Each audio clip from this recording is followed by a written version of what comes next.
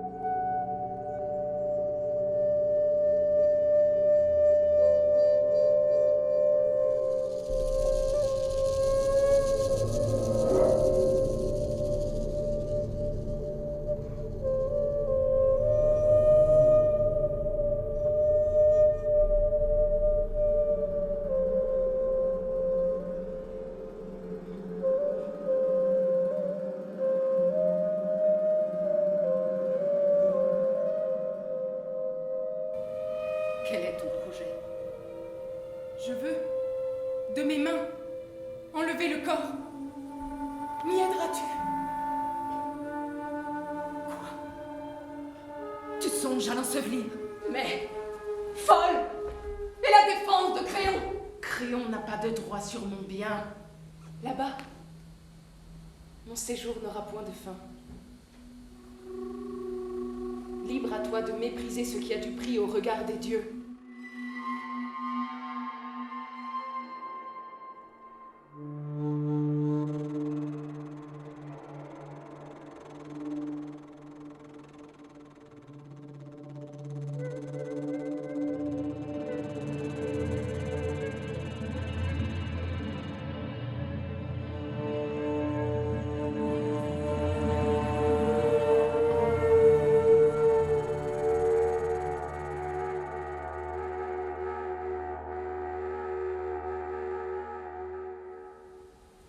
Cette fille que tu amènes, où l'as-tu prise?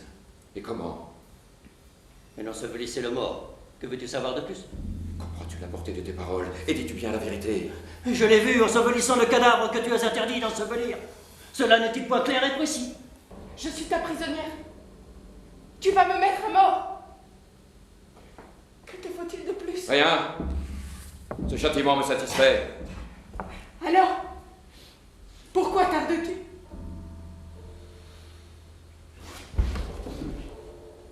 Tout ce que tu dis m'est odieux. Je m'en voudrais du contraire. Et il n'est rien en moi qui ne te blesse. Si je péris avant le temps, je regarde la mort comme un bienfait. Quand on vit au milieu des maux, comment n'aurait-on pas avantage à mourir? Non. Le sort qui m'attend n'a rien qui me tourmente. L'anarchie est le pire des fléaux.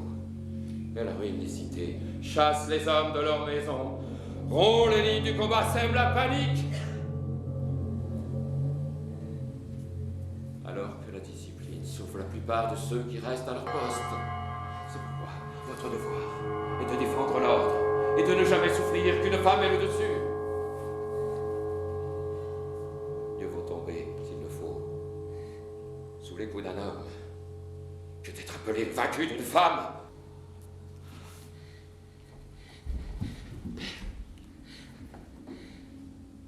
Ton bonheur m'est plus cher que tout.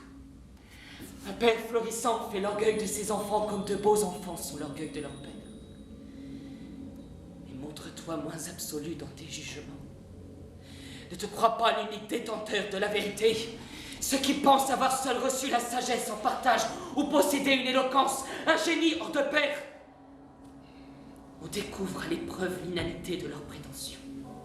N'est-ce pas un principe reconnu que la cité appartient au souverain? Nous ferait beau devoir régner sur un désert! Ce garçon, à ce qui me semble, fait cause commune avec la femme. Et c'est donc toi la femme! C'est ton intérêt que je défends. Misérable! En faisant le procès de ton père! C'est que je te vois prêt à commettre une injustice. Je commets une injustice quand je fais régner mon pouvoir. Tu me fais mal respecter si c'est au dépens des dieux! Que toute cette race devineresse aime donc l'argent. Celles des rois ne dédaignent pas les plus honteux profits. Oublies-tu que c'est de tes maîtres que tu parles? Je n'oublie rien. Si tu règnes sur ce peuple après l'avoir sauvé, c'est bien grâce à moi. Ah! Tu es ami en ton art! Seulement un peu trop enclin à nuire.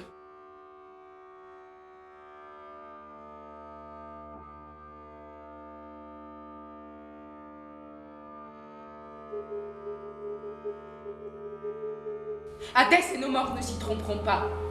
Je n'ai point d'amour pour qui ne m'aime qu'en parole. Ma sœur, ne me juge pas indigne de ta piété envers nous. Laisse-moi mourir à tes côtés.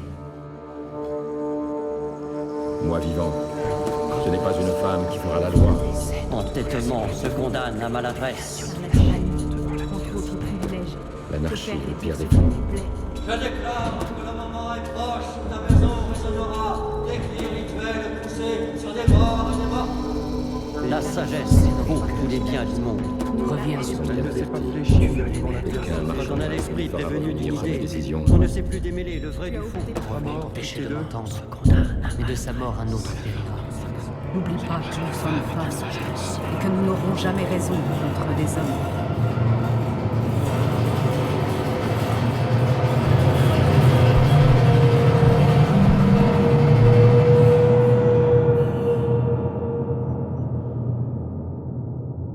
Regardez, nos tables de Thèbes. La dernière de vos princesses. Voyez quel traitement je subis. Et du fait de quels gens? À cause de ma piété.